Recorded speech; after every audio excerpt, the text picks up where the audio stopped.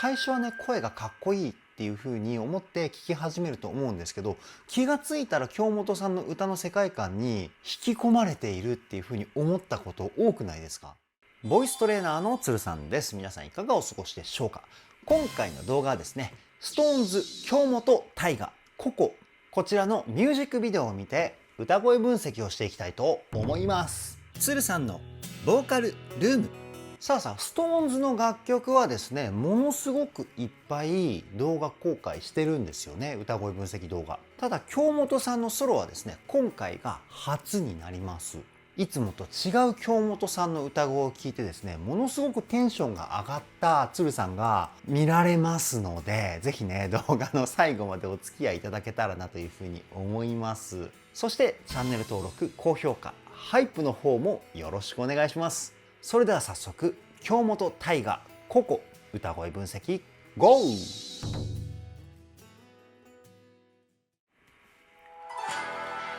うわー、かっこいい。トラトラ。ちょっと待って、めっちゃテンション上がってくる流れですね。うわ、かっこいい。ちょうど止めたら京本さんの歌い出しのポイントでしたね。いやー、めちゃくちゃかっこいい。このサウンドで京本さんがどのような歌声を披露してくれるのか聞いていきましょう。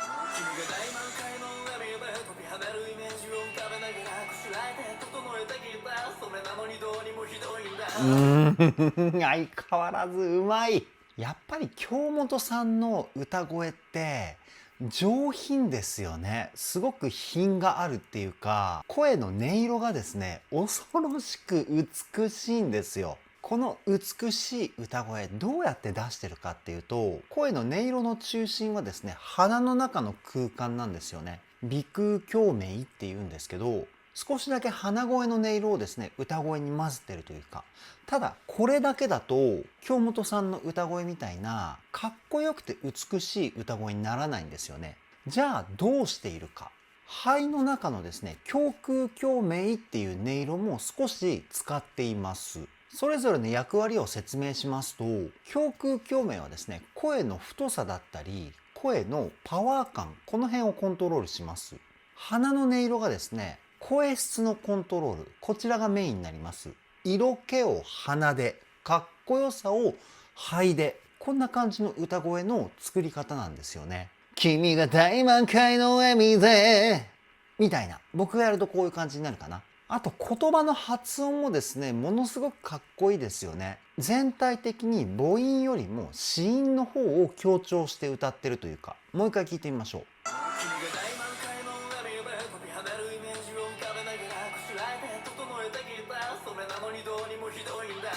こしらえて整えてきたの歌い方がものすごく色気が感じられる表現ですよね。こしらえてみたいな。こしらえてのこの手の部分だけ声を鼻で抜いてるんですよね。で、次の整えてきたっていうところは鼻の音色を少なくしてるんですよね。こしらえて整えてきたみたいな。こうエッジの効いた感じの声になってるっていうか、この短いスパンでいろんな声を使って表現してるんですよ。うますぎますよね。かっこいいな三味線の音色がめちゃくちゃいいですよね。僕こういうね、和風を感じるロック調の曲大好きなんですよ。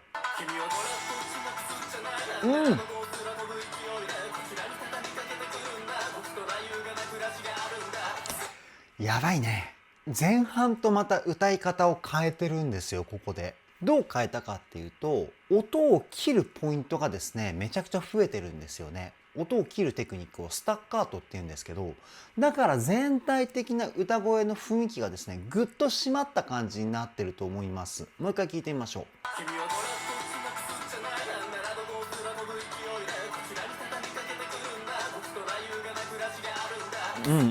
君はこれっぽっちもくすっちゃないのところが一番わかりやすいかな。音を切って歌ってますよね。でその後のなんならのこの裏声にひっくり返した歌い方ね。この歌い方は京本さんよくやるテクニックだと思うんですけど、めちゃくちゃかっこいいですよね。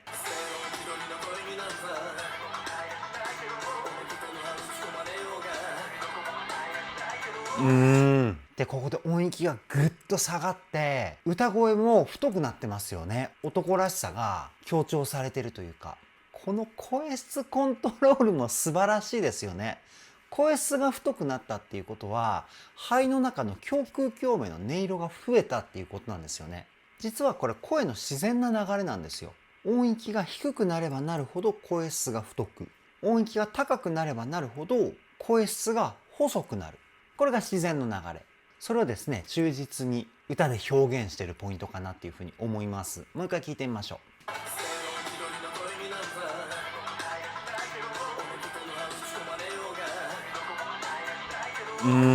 で、追っかけのポイントがちょっとラジオボイスみたいな感じの声になってますよね。これはレコーディングした後にですね、音質を加工するんですよね。ディストーションって言われる加工方法。加工方法って言っていいのかな。エフェクターって言われるものなんですよね。音を変える処理っていうか。これ話し出すとものすごく難しい話になるので、この辺でやめておきますけど。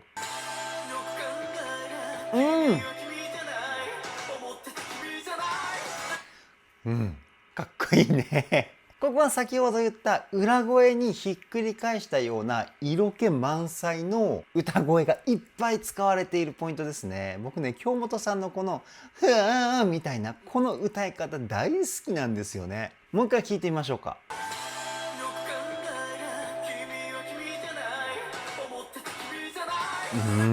かっこいいね。で前半の先ほど言った裏声にひっくり返すテクニックをいっぱい使ってるところはですね、鼻に入れる声の量を多くしてるんですよね。そうするとどうなるのか、声全体がですね優しい雰囲気になります。で後半はですね、その鼻に入れる声の量を減らして力強い声にしてるんですよね。この声の音色の強弱を使った表現力素晴らしすぎますよね。もう一回聞いてみましょうか。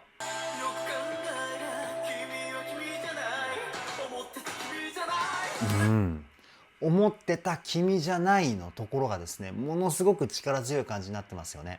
でここさらに下ハモリが入ってるんですよね。下ハモリっていうのはメインメロディーに対して下の音域でハモリフレーズが入っているパターン。これの特徴としてはですね、歌声全体の雰囲気がさらに力強い感じになるんですよ。だからめちゃくちゃかっこいいポイントなんですよね、ここ。で次からサビかな。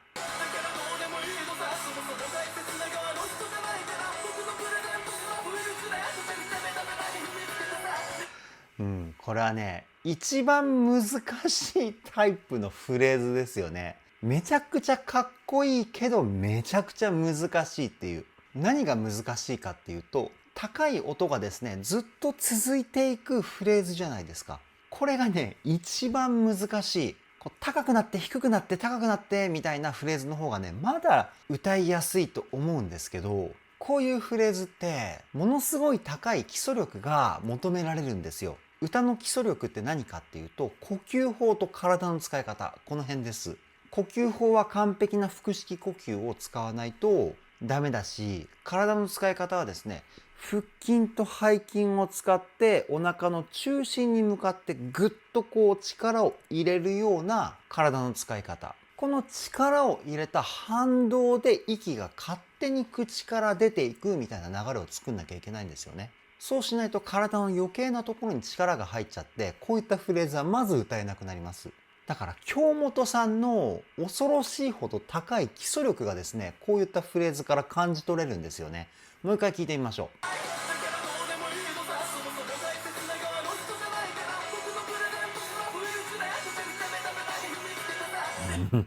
う。やばいね。で声の出し方としてはちょっと喉の空間をですねぐっと広げてるんですよね。喉の空間を広げることによって声がものすごく響くようになります。なのでさっき自然な声の流れとして音域が上がれば上がるほど声質が細くなるって言ったじゃないですか。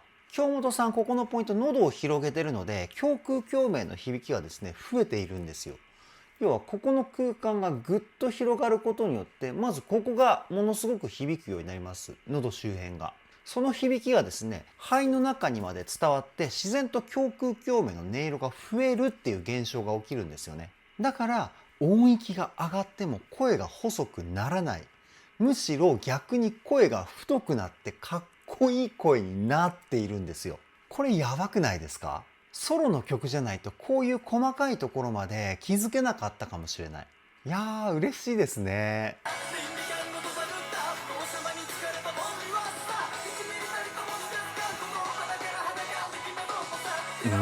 で言葉もものすごく早いじゃないですか。もうラップ並みの言葉数かなっていうふうに思うんですけど、しかも全体的に子音も強めに発音してるし、ほんの少しなんですけどスタッカート気味で歌ってるんですよね。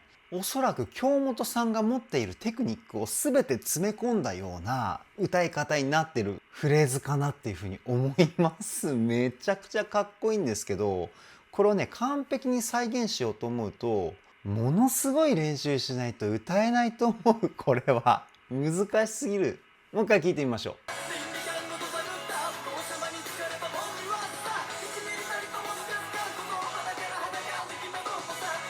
う。やばいね。やばい。うまく歌うためには京本さんと全く同じ位置で息継ぎをしなきゃいけないかなっていうふうに思います。じゃないとね、まず歌えない。結構短いスパンで息を吸ってるんですよ。タラタタタタタガタガタガタタタラタタタガタガタラタラタタみたいな。いつもの京本さんだったらこの半分ぐらいしか息吸ってないと思うんですよね。要は倍の長さ歌って息継ぎみたいな。京本さんみたいにですね、個々歌いたい方はしっかりブレスの位置をチェックして歌った方がいいですね。僕もねかっこいいから練習したいなっていうふうに思ってるんですけど、まずはブレスのタイミングをしっかりと覚えることが先決かなっていうふうに思います。ブレスっていうのは先ほど言った息継ぎのことを歌の専門用語でブレスって言うんですよね。いやめちゃくちゃかっこいいですよね。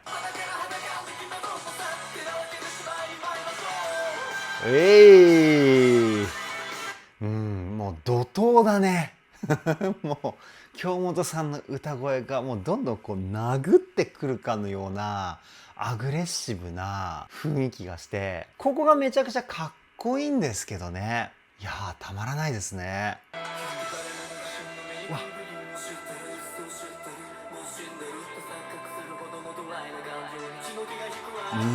かっこいいね。シルクハットをかぶった京本さん。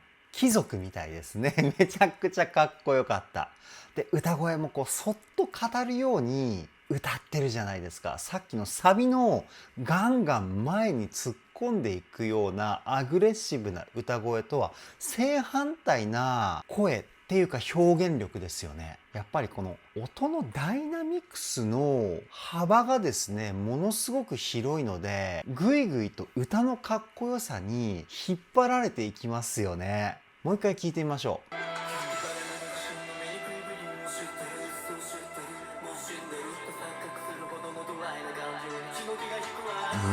最後の血の気が引くわっていうところで少し声のパワー感上げましたよね。そこまではずっと鼻に声を入れた歌い方中心で来たんですよね。プラス声にうっすらなんですけどはーっていうこの息の音が混ざったウィスパーボイスっていうテクニックも使ってました。なので本当に耳元でこうねそっと囁いているような雰囲気だったと思うんですけど、最後の最後で声にパワーをポンって乗せてくる。で多分次からはバンドのサウンドも激しくなって京本さんの歌声も力強くなるのかなっていう風に思わせてくれるような歌の流れ作りですよね。ほら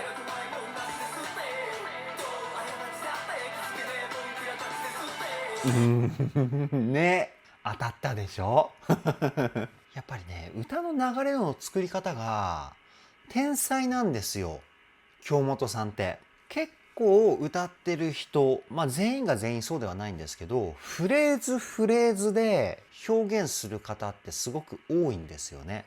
ものすごく短いスパンで表現するというか。でも京本さんってものすごく長いスパンでこういう波を作るんですよね。だから本当のドラマの流れみたいな表現方法なんですよね。起承転結がしっかりしてるっていうか、なんかそういう言い方の方がピンとくるかな。だから声が素晴らしいとか、テクニックが素晴らしい、それももちろんあるんですけど、それ以上に天才だなって僕が思うポイントは、先ほども言ったように歌の流れの作り方ですよね。表現力の一種でもあると思うんですけど、最初はね、声がかっこいいっていう風に思って聞き始めると思うんですけど、気がついたら京本さんの歌の世界観に引き込まれているっていう風に思ったこと多くないですか？僕が思うにこれはやっぱり歌の流れの作り方だと思うんですよね。この話を聞いてそういうところも意識して京本さんの歌を聴いてみると、さらに京本さんの魅力を知ることができるかなっていうふうに思いますので、ぜひねチェックしてみてください。もう一回聞いてみましょう。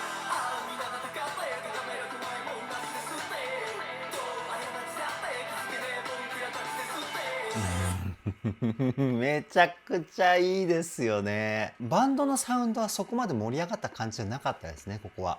ただ京本さんの歌がですね、ものすごく力強くなってるので、バンドの音も盛り上がってるんじゃないかっていうふうにね、一瞬思っちゃったんですよね。聞く前もバンドも盛り上がるっていうふうにイメージしていたしね。ただ蓋を開けてみたら、京本さんがバンドのサウンドを引っ張っていくような歌声をね、披露してくれたので、めちゃくちゃ感動しました。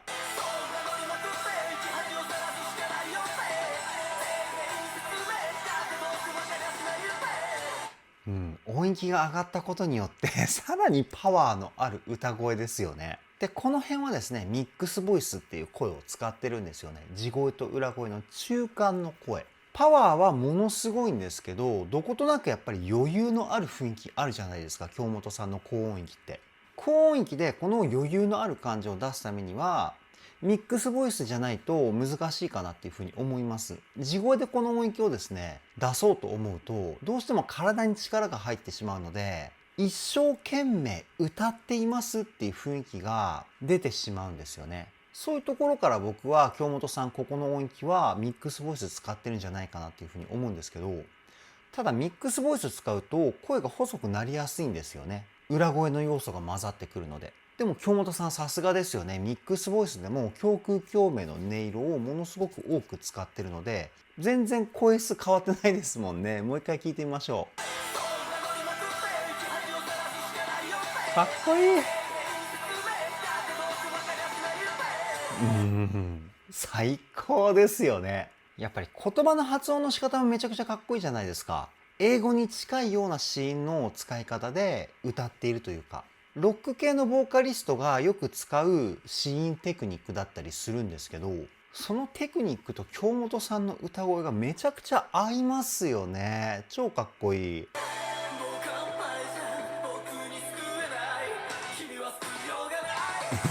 ここすごいですよね。音の強弱のね、緩急がすごいんですよ。スッと優しくなったかと思ったらまたグッと上げていくじゃないですか。これやばいですよね。やろうと思ってもなかなかできないと思います。もう一回聞いてみましょ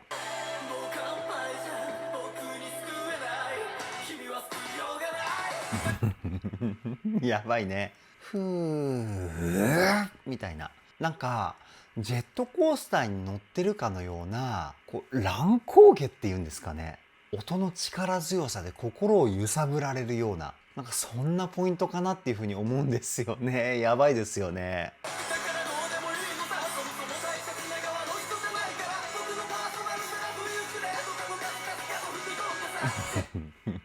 素晴らしい。もうこの一言につきますね。難しいのにかっこいい。これがすごいな。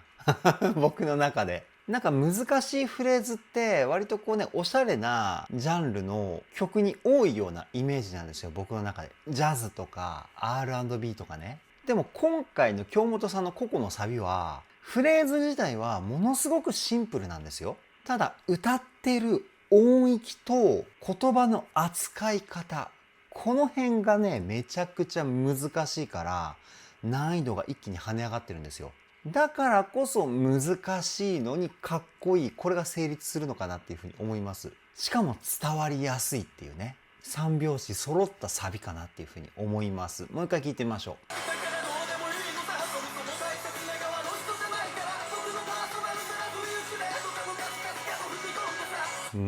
やばい超やばい。もう何も言えなくなってきたすごすぎて。なんか京本さんじゃないと歌えないんじゃないかっていう風にすら思っちゃいますよね。なんか他の人が個々歌っているイメージができないです、僕。歌声の相性とかもそういったね、総合的に考えてですけど、いやーすごいボーカリストですよね、京本さん。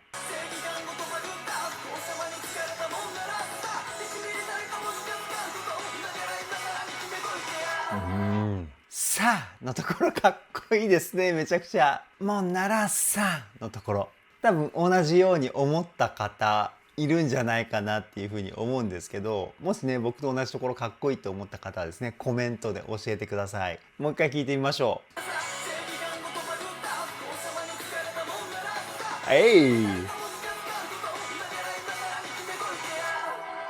やばいやばい、もう歌声分析どころじゃなくなってきたかもしれない。かっこよすぎて。でこんな時に言うことではないのかもしれないんですけど、京本さんって肌めっちゃ綺麗ですよねどうやって普段お手入れしてるんだろう。シミ一つない。シミ取りとかもしてんのかななんかね、やっぱり有名人だからそういう美容とかものすごく気を使ってそう。余談でした。かっこいい。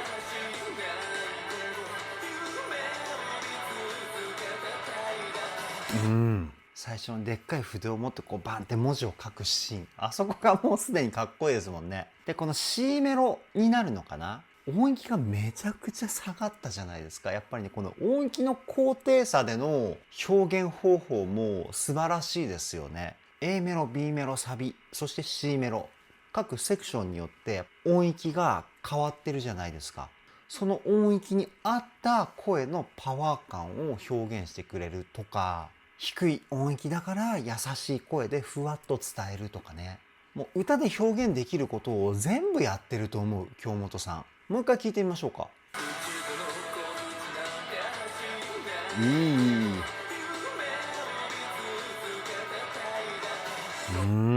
色気たっぷりボイスだしね。そういえば最初に京本さんの声を聞いた時、僕はものすごくバラードが似合う歌声なんじゃないかなっていうふうに思っていたんですよ。この色気たっぷりの魅力的な歌声が合うんじゃないかなって。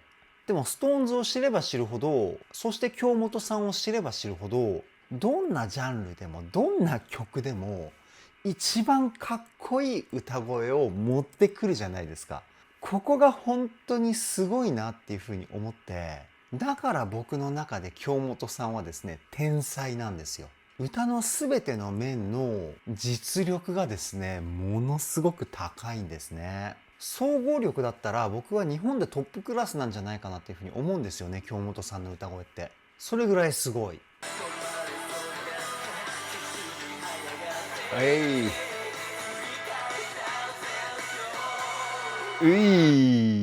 なんかこの鼓動が速くなっていくような曲の進み方がめちゃくちゃかっこいいですね。そして京本さん、なんて書いたのか気になるな。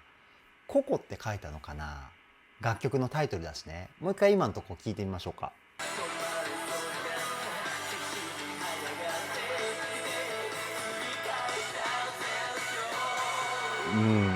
ここもこうじわじわじわじわ盛り上がっていくクレッシェンドっていうテクニックを使ってるから、だから先ほど言ったようにこうね、鼓動がどんどん上がっていくような雰囲気が出てるんだと思うんですけど、この後どうなるんだろう。サビがもう一回来るのかな。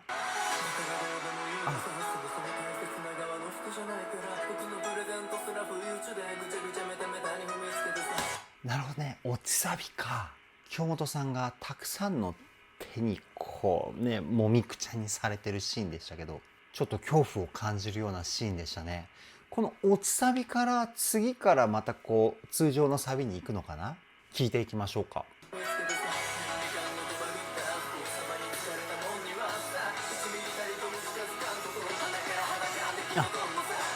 ここでこう通常のキーに行きましたよ。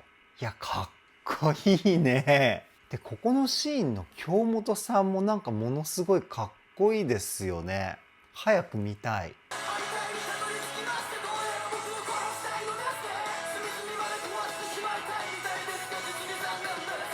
さらにキーを上げてくるわけね。いやー、参ったね。これは参ったね。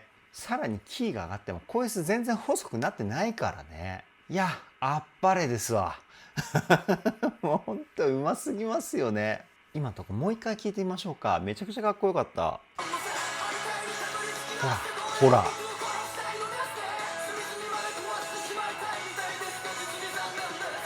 やばいね。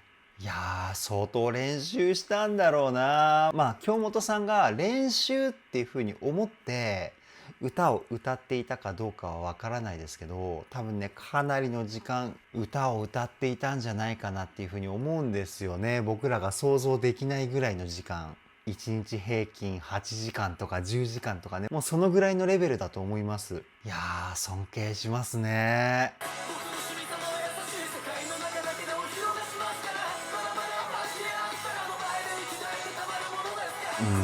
かっこいい。筆で書かれた文字のこの歌詞ですよね。これがまたかっこいいですよね。MV もめちゃくちゃかっこいいじゃないですか。これも京本さんが考えたのかな、この演出。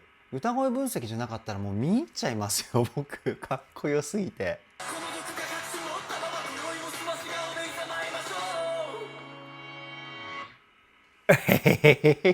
超かっこいい終わり方。いやー、やばかったですね。以上、京本大我ココ歌声分析はここで終了です。いやー、恐ろしいね。歌がうますぎて。もううまいっていう言葉で表現できるレベルじゃないのかもしれないです。もう全てにおいて神レベルの次元にいるんじゃないかなっていうふうに思って。